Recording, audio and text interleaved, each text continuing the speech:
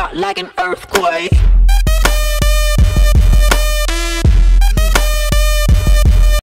Vazou. Viu um peladinho já cepa, viu? Não, você dá de bala também não, mano. Eu também não, tô levando pouco. Caraca, esqueci da munição de 12, só tô levando 8, filho.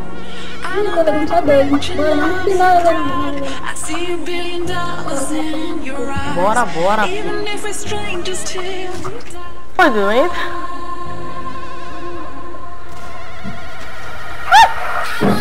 Não, quase joguei a granada, mano. Nada, nada. Nada. Tem nada. A menor casa de invadida nos tempos. Tem farm aí.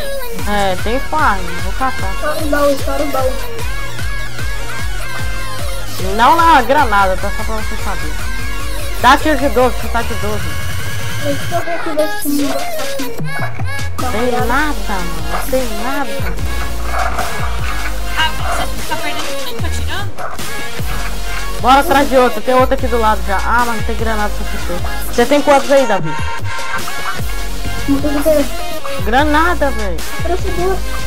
Nossa, eu tô aqui só trouxe 2, mano. Ué, vai que não morrer aqui, mano. Eu não trouxe se tivesse comigo, não. Será que tá com PVP agora, mano? Não sei. Quem quer tirar PVP? Vai saber. Ah, ele tá fazendo evento, né? Sem PVP, tem como ele... Bora ver aqui dentro. Caraca, essa foi a invasão mais podre, velho.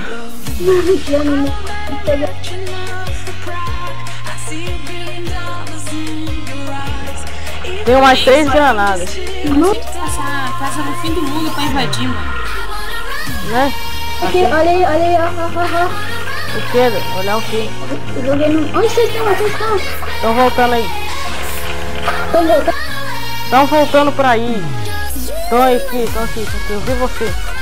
Tá parado. Achei um grifite de 9mm. Cadê vocês?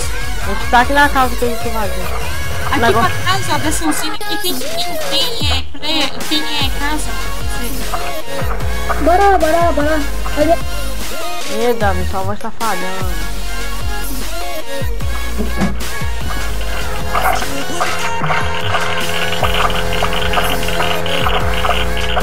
Cadê, mano? Caraca, Davi, seu microfone tá sinistro, mano. Só é isso, mano. Ficar com Deus aí, mano. E nós falou e fui.